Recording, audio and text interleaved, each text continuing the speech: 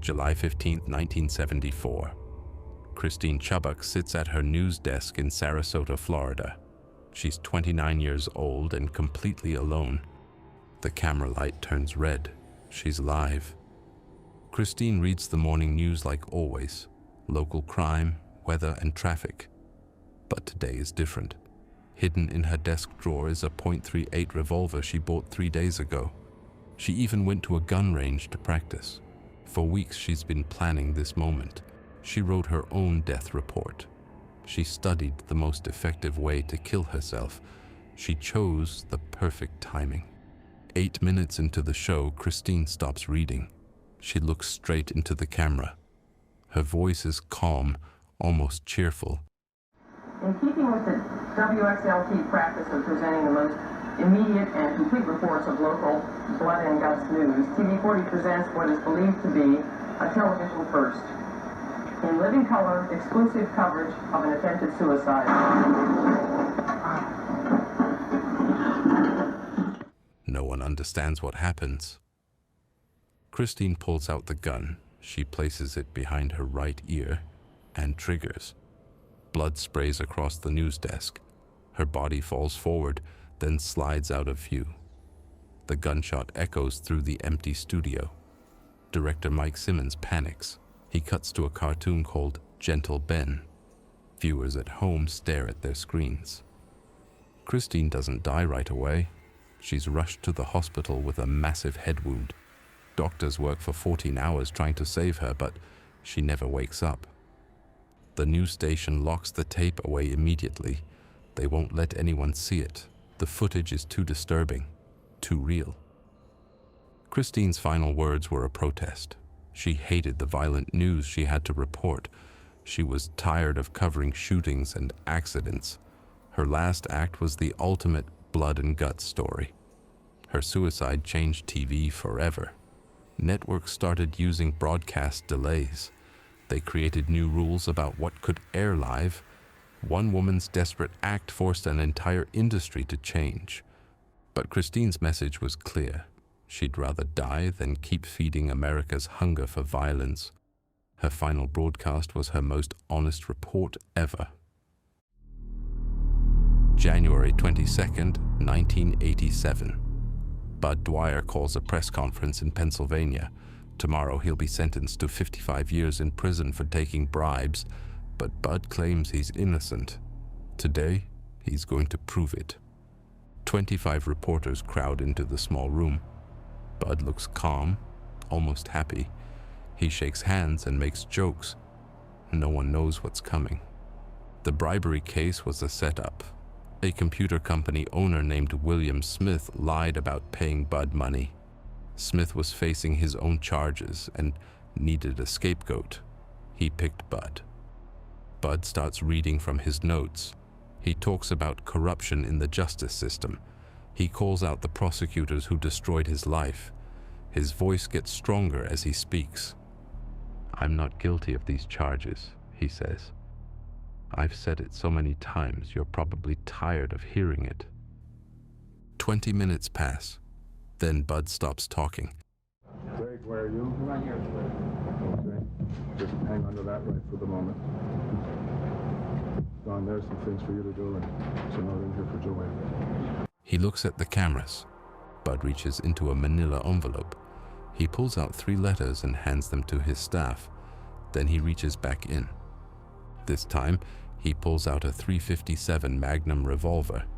The room explodes.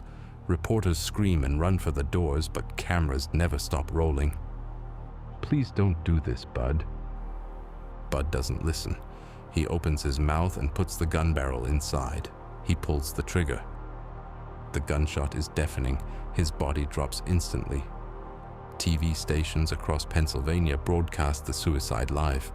Some cut away at the last second. Others show everything. Radio stations play the audio of the gunshot. Budd's timing was perfect. By dying in office, his family gets his full pension. His suicide note claimed innocence and blamed the system. Years later, evidence showed Budd was probably innocent. The whole case was built on lies. A good man died because of a corrupt system. His press conference remains one of the most shocking live broadcasts ever. A man's final protest against injustice, played out on live TV. November 24th, 1963, 2 days after JFK's murder, America watches Lee Harvey Oswald's transfer on live TV. The accused killer walks through the Dallas police basement, handcuffed and surrounded by cops. Jack Ruby has been hanging around the police station for days. He owns a nightclub and knows half the officers. Everyone trusts him. No one suspects he's carrying a gun. Ruby is broke and desperate. His club is failing. He owes money to dangerous people. Some say he has mob connections. The Kennedy assassination has consumed him completely. At 11:21 a.m., Oswald emerges from the jail elevator. His hands are cuffed behind his back. Detective Jim Leavell walks beside him every step. The plan is simple. Walk 30 feet to the armored car and drive to county jail. It should take less than 30 seconds. Reporters shout questions. "Lee, do you have anything to say?" Oswald ignores them. He stares straight ahead, walking steadily. Ruby waits in the crowd of reporters. In his right hand, he grips a .38 revolver. This is his moment. As Oswald walks past, Ruby steps forward. He pushes through the crowd and raises his gun. Detective Leavell sees him coming but can't react fast enough. He's been shot. He's been shot. Lee Oswald has been shot. Ruby fires once into Oswald's stomach. The bullet tears through his organs. He collapses to the concrete.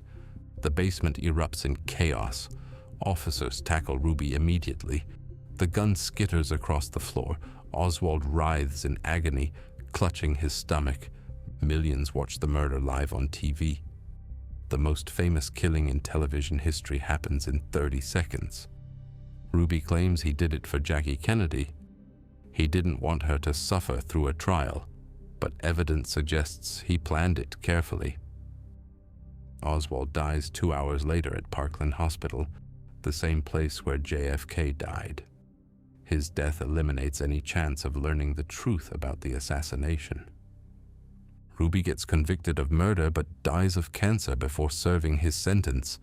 His single gunshot silenced the only man who knew what really happened to JFK. Halloween night, 1990. Joseph Burrus stands next to a fresh grave in Fresno, California. The 32-year-old magician is about to attempt Harry Houdini's most dangerous trick, being buried alive. 150 people crowd around the hole. They paid to watch Burrus escape from 7 feet underground. He's been planning this stunt for months. Burrus worships Houdini. He studied every trick, every escape. The buried alive act made Houdini world famous.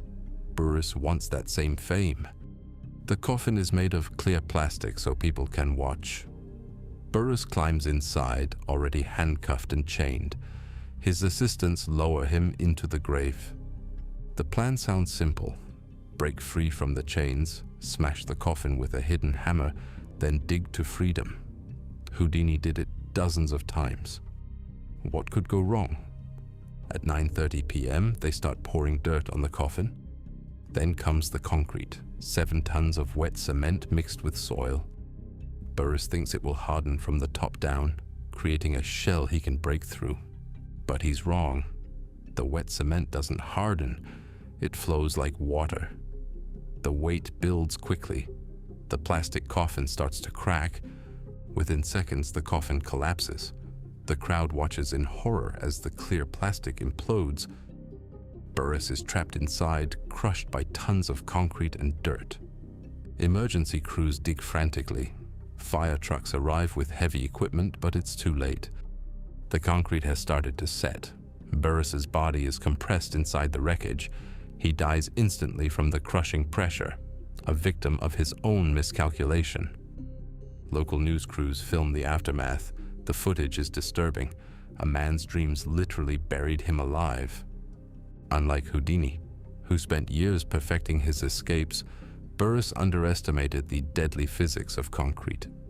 His obsession with fame cost him everything. The stunt that was supposed to launch his career became his tomb. Burrus's grave became permanent, a magician who couldn't escape his final trick. Today, his death serves as a warning. Some magic tricks are too dangerous to perform. The pursuit of fame can be a deadly gamble,